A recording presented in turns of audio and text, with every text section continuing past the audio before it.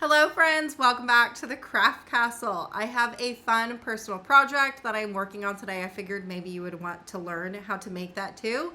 So today I'm going to show you how to make one of these name puzzles. My sister is hosting a baby shower for a friend, and I just think that a name puzzle makes the cutest baby shower gift.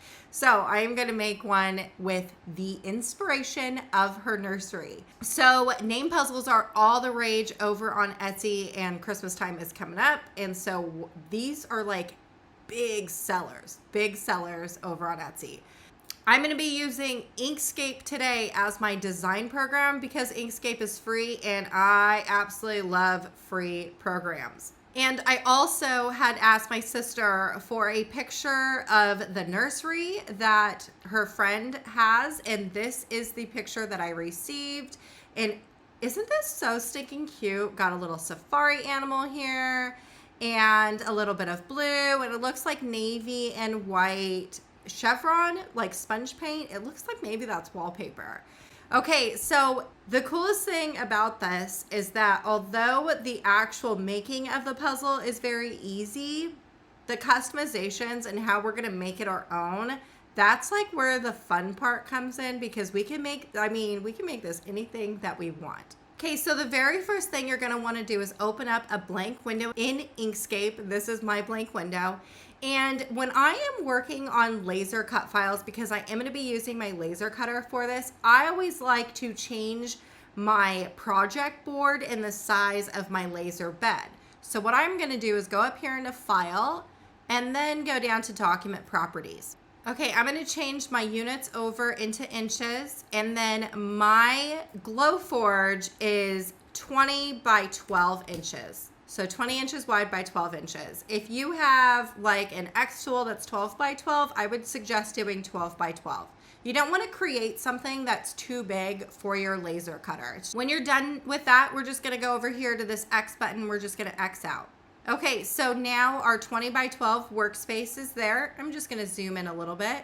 The very first thing you're going to want to do is go over here into this square button, and we are just going to create a square. Okay, it doesn't matter what size square we create right now because we're going to resize that here in a second. Okay, and then all I'm going to do is press this arrow tool and just leave it the way that it is. Okay, now we're going to go and insert a text box, and I'm just going to click below the rectangle. And in capitals, I'm going to be using capitals for this. We're going to do the name. I am doing Hunter because that's the baby's name. If you have a different name, obviously use a different name. The steps are going to be all the same. Okay, then when we're done putting in the name, we're just going to hit this arrow key again. And I'm going to make sure this is locked right here. And I am just going to make this bigger just so I can see what I'm doing. Okay, I want to change the font. I don't want that font. I'm going to change the font. So sometimes if you are already working with the program, it should have the font box right here. If it didn't pop up, which it didn't for me, I'm just going to click this T box and then it'll pop up for you right here. Okay, the hardest part about any project, doesn't matter what it is trying to find a font that you like. You can spend your entire life looking for fonts. So for me personally, I like fonts that are going to be thick, because we have to realize babies are going to be using this, toddlers, and so they need like thicker type fonts. And I'm also going to want something that has kind of rounded corners because you don't want the baby to gouge his eyeballs out, right? Okay, so today I'm going to be using the font Positive Sunshine. It is a downloaded font off of Creative Fabrica. It is thick, has rounded corners, fits all of my requirements. When you have found the font that you're looking for, press apply. Okay, making sure that this is set to the lock button, I am just going to resize this to the size that I want it. So right now I'm not concerned about the rectangle. I'm really just concerned about how big I want the name to be. And I think the name, I want it to be about 12 inches. Okay, then what you want to do is taking this rectangle that we created, I am just going to resize this to about the size that I want my rectangle to be. It's okay if the name's not centered into the rectangle. We'll fix that here in a second. But you definitely, for me, I wouldn't want like a name puzzle to be like this, right? There's like a lot of hang off. I kind of want it to be semi-tight to my actual name puzzle. Did that make sense? Okay, so I'm just gonna resize my rectangle to fit. That looks about good to me. When I have that, I am now going to select both of these right here, and I'm gonna click this align and distribute button. If this didn't pop up for you, you can come up here and press this button and then the box will pop up. Same thing we did with the text box. Okay, I'm just gonna center this like that. Perfect. It is completely centered vertically and horizontal. At this point, if you didn't really care for the spacing or the way that it's looking, because this is what your puzzle is going to look like. So if you don't like the way that this is looking right now, then you can resize either the font or the box. Honestly, it's probably easier if you just do the box. Okay, and remember what I said about the rounded corners versus the point corners when we're dealing with things of kids? What was important to me in my font was a round corner font. That goes the same with the backer of my puzzle. So clicking back over into my rectangle, I'm gonna go over here and I'm gonna click these nodes tool. This is going to pop up. See this little circle right here? Let's zoom, I'm gonna zoom in. If I click this circle and drag it down, do you see how now the corners are becoming rounded corners? You only can go so far up. If you go at the very top, you're gonna have hard corners. If you click that little circle and we drag it down, we have rounded corners. If you keep going, you're gonna have even more rounded corners. Now, I don't want it to look like an oblong, so I'm just going to resize and make these corners any way you want. The beauty of making your own puzzles is that you get to make it any way you want. If you want hard corners, leave it hard. I just personally like the look of the round corners, plus I don't want a baby gouging his eyes out. Okay, and then when you are done, then we're just gonna press this arrow key. Okay, the very next thing I'm gonna do, I'm gonna zoom out real quick. I'm gonna select both of these and I'm gonna Command D, which is duplicate. It will look like nothing happened, but I'm just gonna drag this down. Okay, so then what you're gonna wanna do is taking our original name, I'm gonna Command Shift and C, which is creating a path. If you don't wanna do your keyboard shortcuts, you can come up here into Path and Object to Path. Then what I wanna do is Command Shift G, which is Ungroup, or you can right click and press Ungroup, which was right here. And then I'm gonna Command Shift and the plus sign, which is welding or union. If you didn't want to do your keyboard shortcuts, you can do path and then union. Okay, before I move any further, I am going to take that one that we just created and I'm going to Command D, which is duplicate, and I'm just going to drag this up real quick. Okay, now what I'm going to do is only working on this middle box right here. I'm going to Command Shift and the minus key, and you're slicing it in there. So what I just did is path and then difference. So we're just slicing it in there. So now if we move this rectangle around, you can see that behind the project board, we have some lines. That's because we sliced it through. So this is going to be the top portion of your puzzle. Now going back down here, this is going to be your bottom backer piece of your puzzle. So what I'm going to do is now doing the same thing we did before when we changed our font to a path. And I forgot to mention this before. Once we change our font from a path and then we unioned it, you can no longer edit your text. So if you wanted to edit your text or there's a misspelling or anything like that, you needed to make sure and do that before we went any further. Okay, doing the same steps, I'm going to Command Shift and C, which is creating a path, Command Shift G, which is ungrouping, and then I'm going to Command Shift and the plus sign.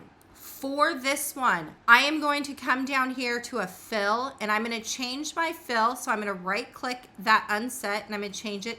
I'm going to remove the fill. I'm going to click on the stroke unset. This box will pop up. I'm going to now make sure that we're on the stroke paint. I'm going to click on this and then I am just going to click all the way over to the right. I want to make this red. And then over here at this 4.97, I'm going to right click and I'm going to change it to a 0.1. This just made a score line for us when we're going to use the Glowforge. It'll make sense later when I go to assemble all of this, why I did that. Okay, and so the other thing too is I noticed in a lot of the name puzzles, like the inside portions of the letters aren't glued back onto the backer. And the reason for that is because it's hard for like little kids to like put their names back into the little holes. So what I'm going to do is selecting just that name. I'm going to go over here into the nodes tool, and I am going to delete that little 3 right there. I'm just going to delete it. I'm going to go up here into this one right here. I'm going to select that. And I'm also going to delete the inside of the R and press delete. Okay, now I'm going to select this right here. And I'm going to right click and press group. You could also do Command G, which is group, for your keyboard shortcut. So this is going to be your backer piece. This is going to be your front piece. And then this right here is your letters. Now for me, what I'm going to do is I'm going to cut these 2 pieces out in wood. No staining, anything, nothing like that. This one right here, I am going to cut out with thick, clear acrylic. So most people, when they do this, what they're going to do is they're going to glue the 2 pieces together, and they're also going to have some pieces that look like wood. If you look over here on this on Etsy, you can see that some puzzles have these like little dowels on the front of them, and you can purchase those. I'm not quite sure where to purchase them, but you see how this one has a dowel right here? You could do that, or you're gonna have puzzles that look like this. If you look at this emery one, do you see how the letters are a little bit raised from the backer board? It's probably because they had multiple layers of letters stuck together. I'm going to try to avoid having to glue a whole bunch together because I personally don't like the sides looking kind of funny. So what I'm going to do is I'm going to use thick, clear acrylic, and you'll see the finished product later when we go to assemble it. But if you wanted to glue multiple layers together like wood, all you would do is Command D, which is duplicate, and then you would have this right here. Now, if you didn't want to do that, and because technically these ones right here will be your letters, what you wanted to do was not delete the inside portion of that letter. Hopefully I didn't lose you, but what I'm doing is I'm doing a wood piece down here, a wood piece up here, clear acrylic here. Now, I love the puzzles that look like this. Do you see how this Olivia one, it's so stinking cute, and the backer has a little bit of like floral to it. I'm not going to paint the letters because I'm using clear acrylic, but I love the look of like when, you know, it's just sitting there, it kind of looks really pretty and cute. Going back over into that picture that my sister sent, I am going to try and locate a picture of that wallpaper. I am going to print a square of the blue, that dusty blue, and then I'm also going to try and find like a really cute safari animal wallpaper. Okay, so going back over into our puzzle file, this is technically a finished puzzle file. So I always like to change my lines over to make sure that this is a laser cut file. So I'm going to ungroup this real quick. So I'm going to right click and press ungroup. I'm going to select the wood piece. That's going to be our wood piece. Shift on my keyboard. I'm going to select this one right here, our other wood piece. Then I'm going to select our name, and I'm just going to go into fill. I'm going to right click and press remove fill. Under stroke, it says unset. I'm going to right click and press black. And then at the number that I have is 1.72. I'm going to right click that and I'm going to press 1.1. So now everything that is black lines is going to be cut. Everything that is the pink line or the red line is going to be a score. So I'm just going to select that very bottom one. I'm going to right click and press group again. And then we can go ahead and cut out these 3 things on our Glowforge. Going back over into the personalizations, I am looking for that black or that navy and white chevron. So I just Googled navy and white chevron wallpaper. I'm gonna go into images. I'm gonna try and find what I'm looking for. And look at this right here. If I click on that, I think this is it. Look at how indigo. This is it, right? Okay, so all I'm gonna do, go away. Let's click on that. This box is gonna pop up. Okay, I'm gonna take a screenshot. So Command-Shift-4 on my keyboard, and I'm just gonna take a screenshot of this. This is so much fun. Okay, now I need that dusty rose color. So I'm gonna go into preview, and I'm just gonna take a screenshot of that dusty rose color. Okay, I do own a cardstock warehouse, and I am actually not gonna be using cardstock. I'm gonna be using clear, glossy, high gloss, waterproof labels for this because babies drool. And so I wanna make sure that it's as waterproof as possible, and cardstock we all know is not waterproof. So the reason why I'm taking a screenshot is to create my own custom colored sticker paper. Okay, and then I want a safari themed wallpaper. So I'm just gonna put safari wallpaper. I'm gonna go into images, and I'm gonna look for one.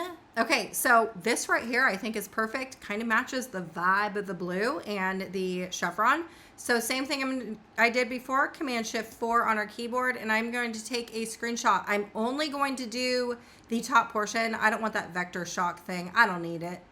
Okay, let that go and drop that down. Then what you want to do is open up a Pages document, Word document, Google Docs, doesn't matter what it is, you just want to open a blank one. Okay, so then I am going to drag in my very first screenshot, which is going to be that chevron, and I'm just going to fill up this page as best as possible. We can arrange this 90 degrees. Okay, just like that. Now we're going to work on that next one. So I'm just going to drag in that screenshot, and I want to color match this. So I am going to insert a shape and then go over here into style, and I'm going to come down here into fill this like little rainbow thing, and I'm going to take my dropper tool and I'm going to hover over that blue. If I move that, do you see now my box is like that dusty blue color and no longer black? Perfect. So now I'm going to exit out of this. I'm going to select this and delete it. I don't want it. Now I'm going to put this entire box inside that page. And then for my third picture, I'm going to go up here, slide this over. I'm going to fill up the page. Okay, so these are the 3 sticker sheets that I am going to print. I'm just going to use my regular printer and some Koala sticker label printers. So I'm going to Command P, which is print, go to the main printer, and I'm going to select media type, glossy photo paper. I'm going to come down here to paper handling, and I'm going to scale to paper size. I'm going to make sure that I am going to be printing on 8.5 by 11 borderless, and then I'm going to press print. Okay, now that I am starting to print, I am now going to save my file. Okay, over in the Glowforge, I'm just going to create new design, and I'm going to upload my file. I'm going to find my file and press return. Now all I'm going to do is go turn on my file, and I'm going to start with wood. Okay, now that my machine is fired up, I'm going to select my material. I do medium maple plywood. I'll link the wood that I buy. It's from Home Depot. I love it. Always cuts perfectly fine. Okay, but the kicker here is that I want to make sure that my machine's going to cut. Okay, so I don't know what it is with the Glowforge, but if I do an autofocus, it never seems to cut. So every time that I do a new cut with a new material, I like to come up here to these 3 dots and do set focus. And I like to manually set the focus before ever cutting. The autofocus feature never works for me. Also, on that note, while I wait for my machine to focus, I mask all my wood. Unless I'm painting it, I mask it front and back. And then I'm just going to arrange these onto my board, making sure that we don't have anything that gets cut off. Okay, then what I want to do is come over here into this. Do you see how this right here is technically set to cut? I want to change it from cut to score. We want to score that. And we're going to cut this, and then this one right here at the very top is going to be our thick clear acrylic. When that's all done, I'm just going to press ready and wait for my machine to give me the time. It's going to take me 7 minutes, so then I'm going to go to my machine and press my magic button. My stickers are done printing, and you can see, look at how stinking cute that turned out. Oh my goodness. We got some blue chevron, and then that dusty blue color. This is gonna match perfectly with the baby's nursery. I love this. Okay, now that I have the wood done, I put in my thick acrylic, and I'm just going to maneuver this around. It says thick clear acrylic. I'm going to do the dots, set focus. I'm going to move these over and try and save some room. Okay, now that I have that, I am just going to press ready and let my machine cut the thick acrylic. Okay, as we wait for the acrylic letters to cut, the reason why I just went ahead and started to assemble this is because really the acrylic letters are like nothing. We just peel them and stick them in there. Okay, so for this part, the reason why I put score lines on is I'm gonna peel off all my masking tape for this. This right here is gonna be the guide on where I put my stickers, because you don't want this to hang over like that, because then what happens is if we lay this over the top of it, do you see how now we have a little bit of hangover? And that's like not cute. So we wanna make sure, and we just do our sticker just like this, right? So we don't see anything over here. So taking our little letters that we created, these are gonna be our guides. I'm just going to put these around. I wanna make sure I get like a good little cutie, and then just taking my scissors, I'm gonna cut around. Okay, now, if I put this right here, see how it's covering my score line perfectly? That's great, but it's not carrying over to the right. So if we lay this on top of that, that is what the inside letter is going to look like. Isn't that so stinking cute? And I love that there's two animals there. So for the U, I am just going to do a blue U, laying that over the top. You know what a lot of people do too, is they just paint. If you didn't want to do the sticker paper, you could totally just have painted this if you wanted to. I mean, the option and the possibilities are honestly endless when it's your own project. Okay, I have it all set up. Nothing's taped down. All I'm gonna do is I'm gonna put this over the top just to make sure. You don't want to get it all glued together and then not like the finished product. I think I love that. That is so stinking cute. Okay, now that I have that done, all I'm gonna do is I'm gonna pick up the back. I'm gonna peel the backing off of my sticker paper.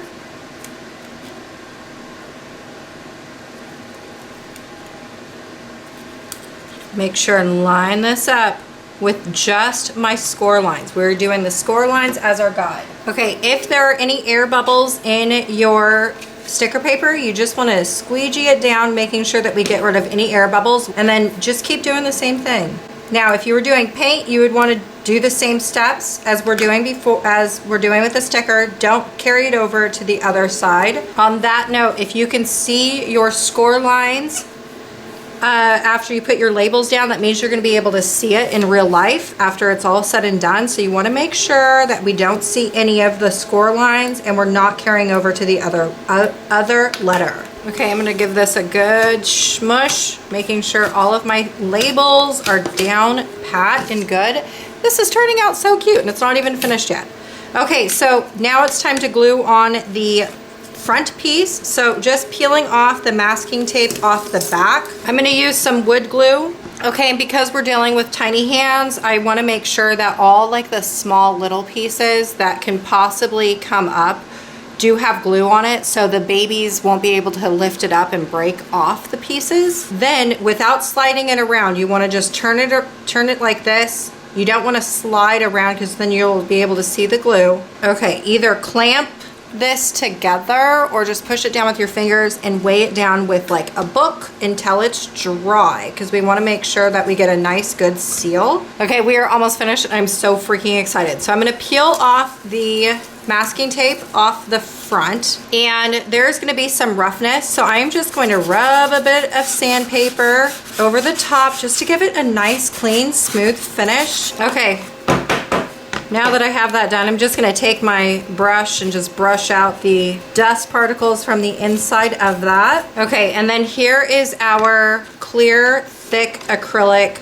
cutouts. Now what you want to do is just peel off the masking tape off of these. I mean, look at how cute. And it's going to fit in just snug. See how cute that is? And then from the side, do you see how it's lifted? So the babies will be able to like lift their fingers and get them. Look at how stinking cute. Okay, look at how freaking cute this turned out. And you can see all of the background that we chose on there. And then it's thick enough to where the babies are gonna be able to like lift their hands up and grab the letters. They stick in place. So freaking darling. Now the kicker here is, do you see the sides, how the sides are dark? And if you look up close, like there is like two, you can see that seam. It's because we glued two pieces together. What you could do is get this like banding veneer stuff. You are gonna need a mini heat press for that. One of these guys, like a small little guy. Okay, this you can just get at the hardware store. You can even get it online at like Amazon, whatever. I'm gonna take these out. My Lowe's had this, but you can get it online as well. For this stuff, you want to heat up your heat press piping hot. Then what we're going to do, okay, when my heat press is heated up, I'm gonna start at the middle. I'm gonna be at the bottom. Okay, all I'm gonna do is I'm just going to put my heat press on the very edge of my puzzle. This veneer stuff has like a glue on it, and so it will stick to whatever it is that you're ironing on. Okay, when we get to the very end, I'm just gonna cut with my X-acto knife just a little bit off. Okay, making sure I'm pulling tight. And I just want to iron on the rest of this right here. Okay, I wanna make sure that I got a really good seal. So I'm just gonna go around the entire edge again. These little hand presses are definitely a lot more useful than just using it for HTV. So if you are a wood crafter and need a small little handy tool, this was actually supposed to be for like iron-on vinyl to make t-shirts. Okay, when I have it good and ironed on there, taking my X-acto tool, I'm gonna go around the edge. Okay, and it is okay if your edges look really weird right now, because we're gonna fix that here in a second. But just want to make sure that we cut off any and all excess, because we don't need it.